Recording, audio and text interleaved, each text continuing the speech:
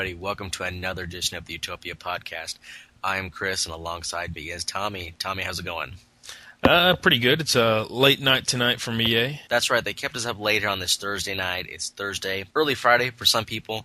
We waited until they got this blog posted so we could bring you the latest podcast talking about this new stadium updates coming to NCAA Football 10. But first off, let's talk about some of the news that came out earlier in the week. The big news a couple days ago, it was confirmed from EA Sports that Erin Andrews will be in the game. Tommy, there was also a video going along with this news. If you want, talk about the video and talk about what Erin Andrews will be doing in the game. Number one, we saw a video that kind of gave us not only information on Erin Andrews, but a lot of people have pointed out some things that you can actually read into the video that you can take away for NCAA 10.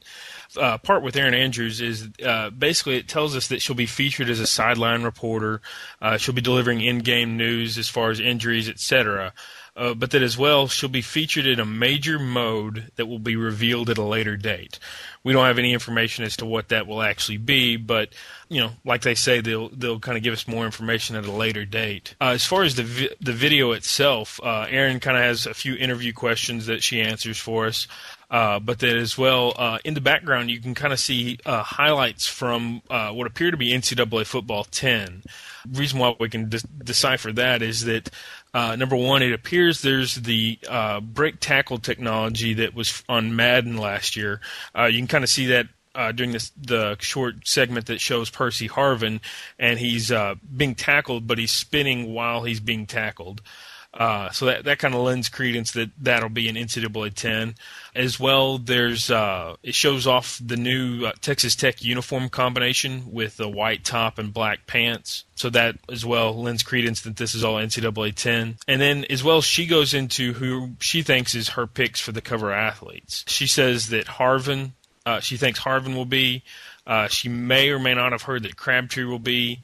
And then also mentioned Stafford. And then for the fourth one, she basically has a question mark. She doesn't know who the fourth one should be. And coincidentally enough, earlier this week, and maybe even last week, Utah quarterback Brian Johnson was on the Mountain Network on a TV show called Around the Mountain, where they interview coaches and players from the Mountain West Conference. Brian Johnson came out and said, one of the best things that's happened to him since winning the Sugar Bowl game in the undefeated season is that he will be on the cover of NCAA Football 10. This has not been confirmed or denied by EA Sports, and if true, we don't know what console he'll be on, but Brian Johnson let out of the bag that he will be one of the 4 cover athletes, unless this is some kind of cruel April Fool's joke. But for now, we have the video. It doesn't look like he's joking at all in this. So it would seem that Brian Johnson is one of the 4 cover athletes. And also, next week we'll find out the 4 cover athletes on ESPN's College Football Live. Each night, Monday through Thursday, we'll be getting the names of the 4 cover athletes and what system they'll be on. So make sure you check in each night for that. And next Friday is when the Madden 10 cover athlete will be announced. And then on to today's blog. It came courtesy of Adam Thompson. He went through some of the stadium updates, not only new stadiums, but modifications and updates to existing stadiums. Some of the stadiums which will be brand new for NCAA Football 10 are for schools such as Troy, Buffalo, Ohio, Central Michigan, Nevada, Tulsa, Utah State, and also the Alamo Dome will also be accurate in the game. There's updates and renovations to stadiums for schools such as Illinois, Wake Forest, Oklahoma, Boise, Florida State, Oregon, and the list goes on. There's another 10 to 15 schools listed. Tommy, I know we were talking about this before the show. We kind of went through. And using process of elimination, are there any schools that maybe didn't get mentioned here last year that had generics that maybe might still be generics in NCAA Football 10? Yeah, there's actually, from the sounds of it, there's still going to be 5 additional schools that have never had their stadium in this current generation that we're playing on with Xbox 360 and PlayStation 3. Those being San Jose State, Miami, Ohio, Western Kentucky, Rice, and Kent State. We assume that there are some other bowls out there that don't have their stadium in, but we're not aware, don't have a list handy of those. On that list, one of the things that I was most impressed with is to see that the Alamo Dome will finally be in the game and accurate. It was really tough playing in the Alamo Dome the last few years for the Alamo Bowl when it was an open-air, outdoor generic stadium. And that's also kind of ties in with one of the issues we talked about in one of the earlier Utopia podcasts with the University of Minnesota stadium debate, where the stadium's not complete, so EA will not be able to get it in there correctly.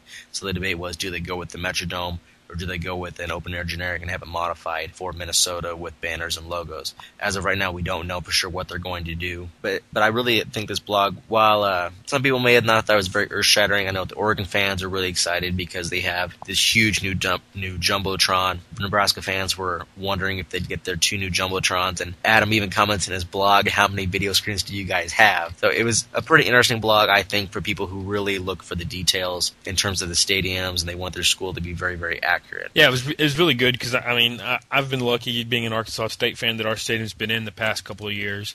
But, if you go to play with one of these other conferences, especially like the MAC, you really start to see a lot of generic stadiums in it. But obviously with all of these being added now, that'll really help. And basically now you have a reason to go and play as these teams just so you can go and play in their stadium. And with that, we'll wrap up this edition of the Utopia podcast. But first, Tommy, as of April 17th, how many days away are we from the release of NCAA Football 10? As of now, we are 88 days away from NCAA Football 10.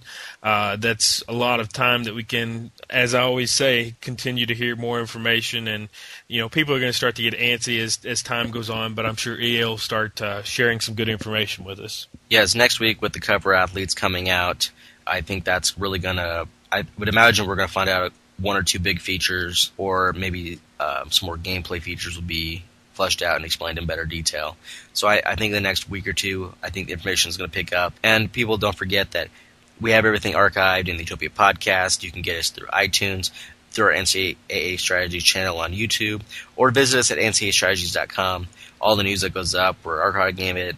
People are discussing it in our forums. So make sure to check it out to stay up to date with all the news on NCAA Football 10. For Tommy, this is Chris. Everyone, thanks for listening to this edition of the Utopia podcast.